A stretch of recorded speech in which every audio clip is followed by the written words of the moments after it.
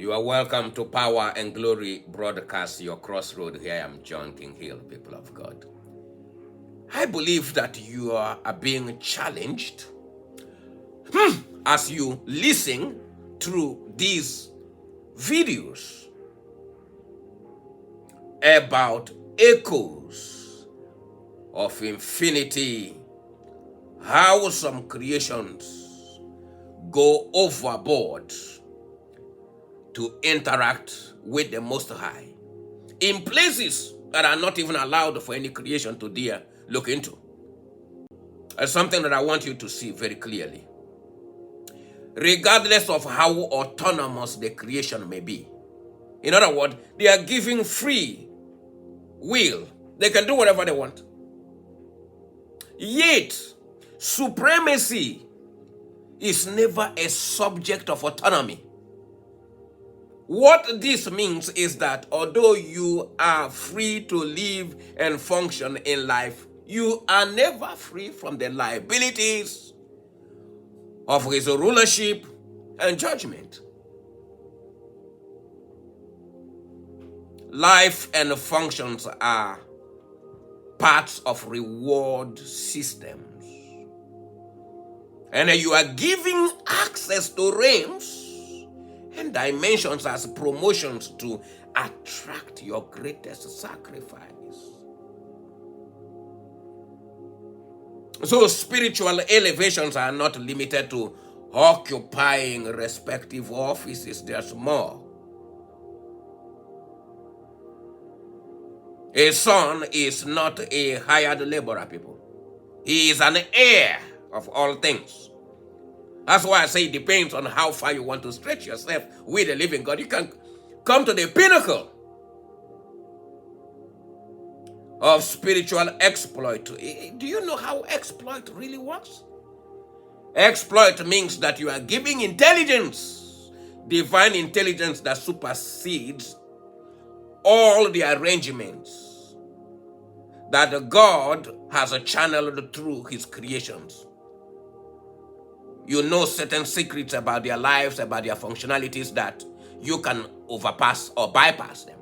And so when you look at the life of the first Adam, you hear what God said in Genesis chapter 1, verse 26 through verse 28. He said, "Let us make man in our image, after our likeness, and let them have dominion." They have secrets. They have divine intelligence over other creations, no matter how powerful they are. They were the go-to, the supreme rulers. But no matter how supreme they may be over the works that God has entrusted on their hands, yet that autonomy still subject them under God's rulership.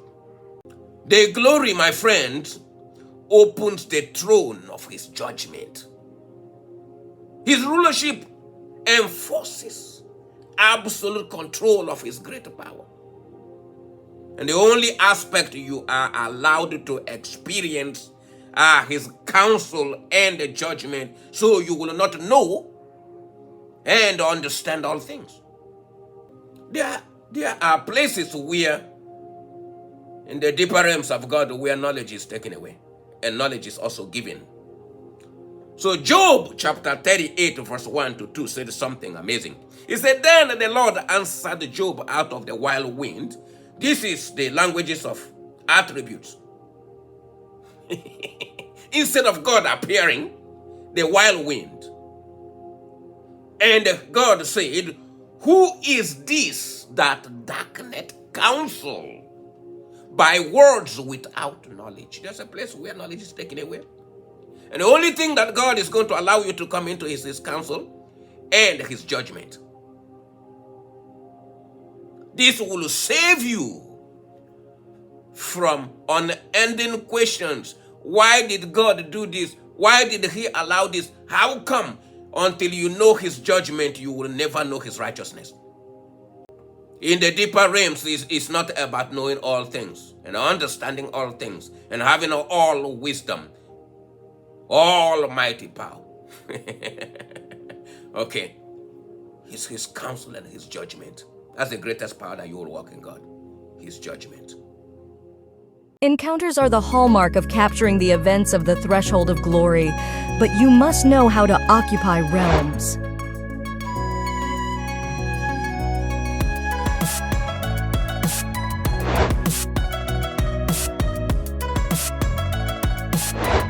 Windows and doors are not the same as gates. This is why the laws of jurisdictions, territories, and domains rule in glory.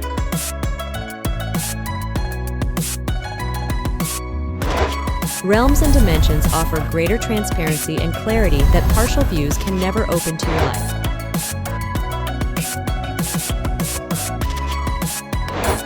Your prayer life is more important than your religious devotions.